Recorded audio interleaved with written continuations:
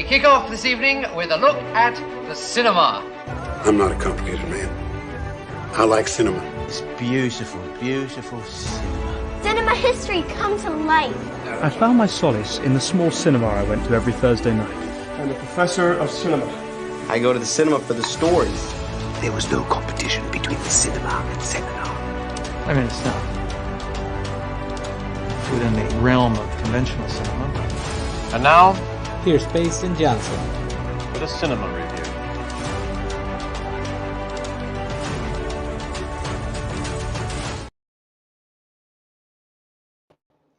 It is Monday, 8 EST, March 25th, 2024, and thank you for joining me for another episode of Ciemasters Reviews. Exciting episode this week. We are going to be reviewing Ghostbusters Frozen Empire, the new film in the Ghostbusters franchise, as well as Immaculate, a new horror film from Neon and starring Sydney Sweeney. I say we jump right into our show, starting with our first review, the biggest movie that opened this week, Ghostbusters Frozen Empire. This is the fifth film in the Ghostbusters franchise, as well as the second film in this new cast, with this new cast, if you will. We once again are following the Spanglers, that being Phoebe, Trevor, and their mom. Phoebe played by McKenna Grace, Trevor played by oh my gosh, why am I? Trevor played by Finn Wolfhard, and their mom played by Carrie Coon, as well as Gary Gruberson, played by Paul Rudd. They are all the new generation of Ghostbusters. They have moved from Oklahoma now to New York, which was where the Ghostbusters original headquarters in, and they're just busting ghosts. There's some conflict that's going on with their characters. Phoebe might not be allowed to do the missions anymore because she just isn't old enough to be a Ghostbuster. Gary's trying to get acceptance from Phoebe and Trevor, because he's now essentially stepped in as their father figure. And while that's at it, they're busting ghosts. There might be some that are coming back from the dead in order to take over New York. Lots of hijinks ensues. It's fun. My history with Ghostbusters is a little bit up and down. Like many, I love that first one from the 80s. I think it's one of the great comedies of all time. That whole cast, all four of them are excellent.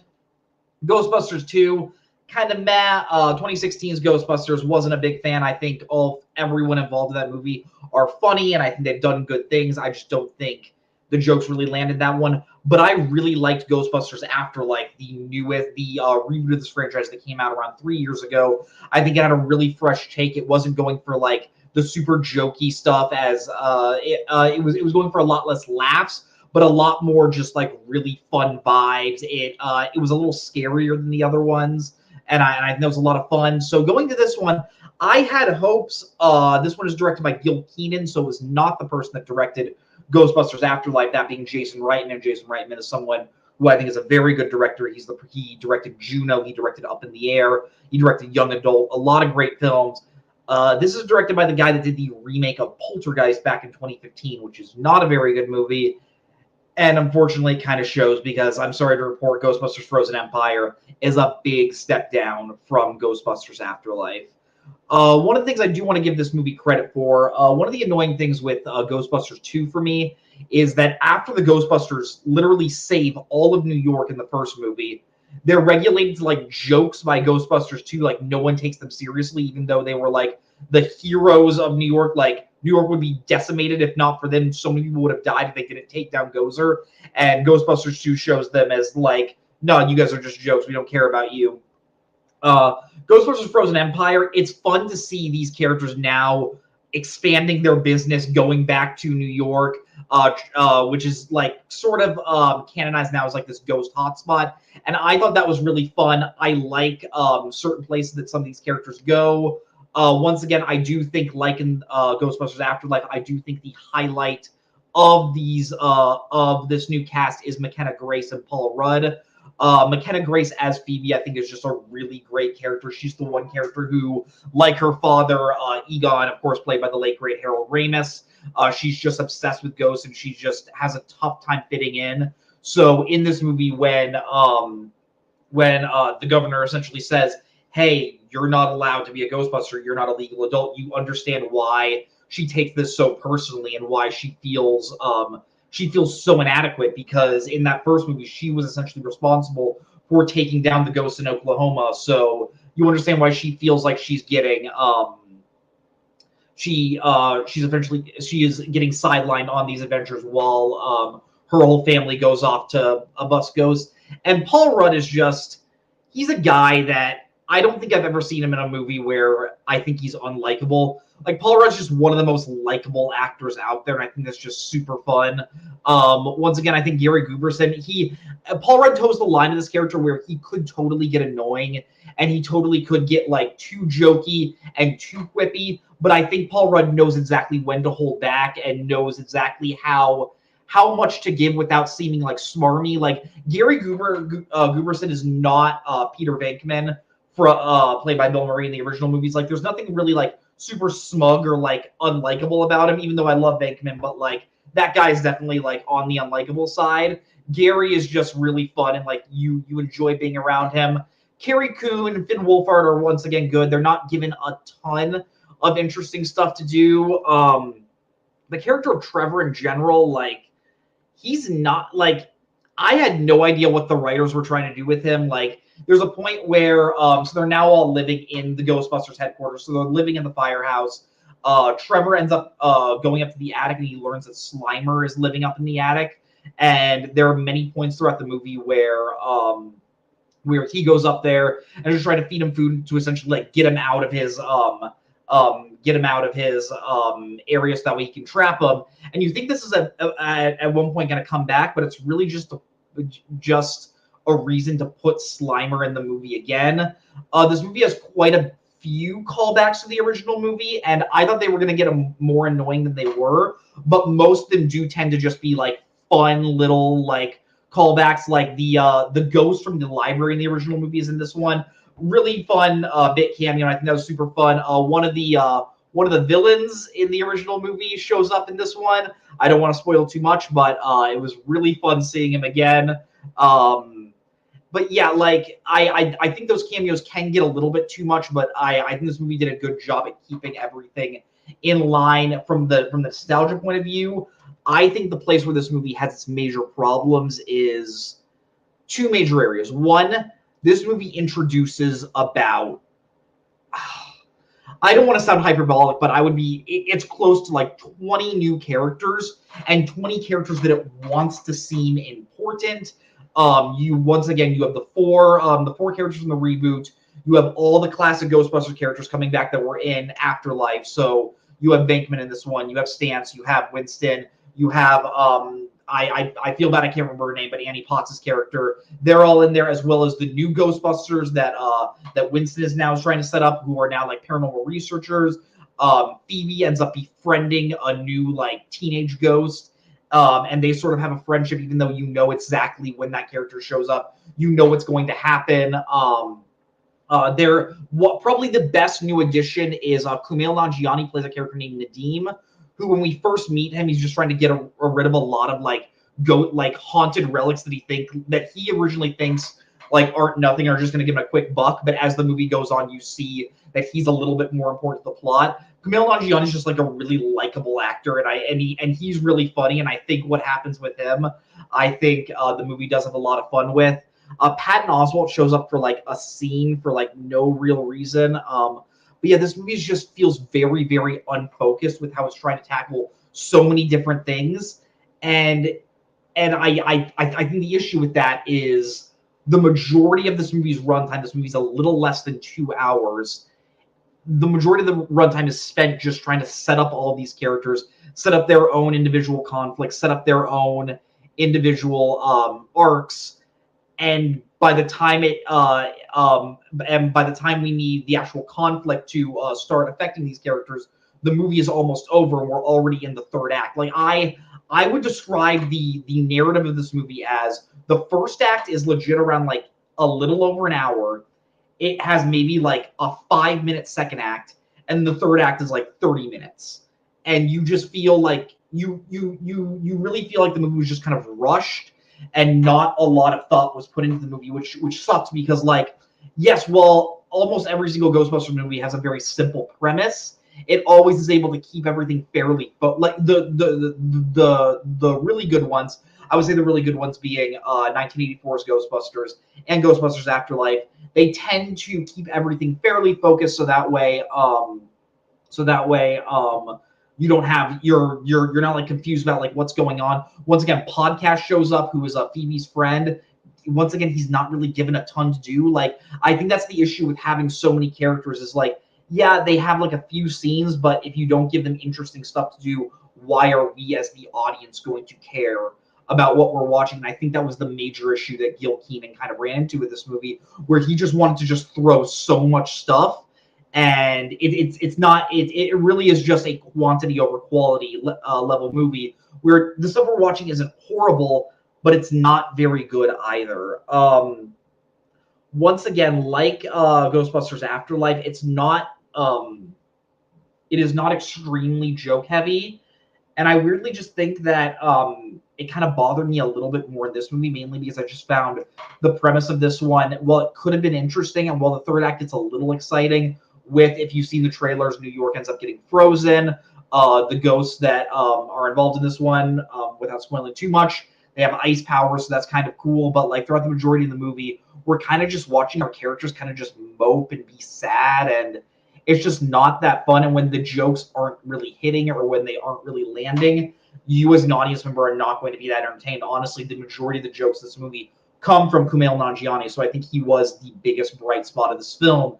There's a really funny scene where Venkman is interviewing his characters to see if maybe he has like a ghost inside of him, and just all the questions they keep asking him, like, it seems like the weirdest test in the world. And I think Kumail and Bill Murray play off that really well. But yeah, this movie just kind of left me feeling a little bit empty. Most of like the really legendary cast members, whether it's Bill Murray or whether it's Dan Aykroyd or whether it's Annie Potts or Ernie Hudson, they're not really given a ton to do, which is a shame. I think the climax is kind of like the same as what you would expect from a Ghostbusters movie at this point, where everything just gets pretty big going in. Like I said, there's a really obvious twist that the movie, I think, foreshadows a bit too much. Yeah, I was honestly fairly disappointed by this movie. If I were to give it a rating, I know this seems low, but I got to be honest, I'm going to give it a 5.5 out of 10 videotapes. This is not horrible by any means. I wouldn't even call it bad, but it feels like this feels like the typical studio like franchise blockbuster where there were a lot of notes. They thought they knew what worked in the last movie, and they tried to just keep on doubling down, and we just ended up with a movie that just was not as entertaining. I think there's been worse Ghostbusters movies. I think this maybe still might be like my third favorite Ghostbusters movie, but yeah, this one was really just disappointing, and probably the first major disappointment of 2024 for me. If you were a huge fan of this franchise, even though I wasn't a big fan, I would say still go see it in theaters. The theater I was in, there were a number of people that did seem to be enjoying their time, so I might be alone on this one. But I got to keep it real with you guys. I was not a big fan of Ghostbusters Frozen Empire. But we're going to be moving right into our second review of the night, that being Immaculate. This is a new horror film directed by Michael Mohan. This centers on a young nun played by Sydney Sweeney. She is from Detroit, and after a near-death experience that she had of almost drowning in a frozen pond, she ends up moving to Italy to study Catholicism and to fulfill her training as a nun. And while she is training there, unexpectedly, she ends up getting pregnant with a child through Immaculate Conception. There is no sort of mystery as to oh, was she sleeping around? No, it makes it very clear that this baby seems to have come around through just completely in natural circumstances. I'm not even sure if that's a word. And all of the priests and all of the other mothers at the church start to begin that this is the second coming and that she is the mother to the Messiah. And a lot of disturbing stuff happens after that, and a lot of messed up stuff happens after that. And I think the number one reason why this movie works I think there are two main reasons why I did end up enjoying this movie. One, this movie is less than 90 minutes. This has a really short and sweet runtime, and the movie uses all of that runtime to its effective nature. You never feel like the movie is like dragging its toes or taking too long on certain things. It is like 30 minutes. We set up the world of the church. The second act is 30 minutes. The next 30 minutes are her dealing with having a child and her getting ridiculed by other sisters and other nuns of the church. Sister Mary Catherine is Sydney Sweeney's character's name. And the last act, without spoiling too much, is, I will say, her trying to escape the church. There are some revelations that happen towards the end of this movie as to maybe how the child was created, and stuff starts going down in the final act that makes the climax of this movie kind of wild. And I think the other major reason why this movie works for me is it is very aware of its tongue-in-cheek tone. Like, this movie is definitely not taking itself like super seriously, that where like a lot of these like horror movies might fall into the trap of, oh, we're going to be telling these stories about like demons and about like demons and the devil, and it almost feels like it's taking itself too seriously to the point where you can't help but laugh at it. This movie kind of knows that the premise that it's pitching is kind of ridiculous, and I think that's what makes it so much fun. All the actors are having a good amount of fun. The director, once again, Michael Mahan, just seems to know the type of movie he's making, and that's what makes it so much fun to watch. And as an audience member, you're with Sydney Sweeney's character the entire time, and you can't help but just be along for the ride in this wild film. Sydney Sweeney is an actress that she's a little hit or miss for me. Anyone But You, which was a romantic comedy that came out in December. That was a movie I enjoyed, but she felt a little bit miscast because I think she has just a weird way of like her line delivery. Like, she can honestly just come off as just a little wooden. But when you put her in a role where she is just out of her element and when she is just seems to be just losing her mind, that's where I think she does really, really well. And not only does she nail like the last half of this movie where she's just going insane, she thinks she's gonna die, like she's going crazy.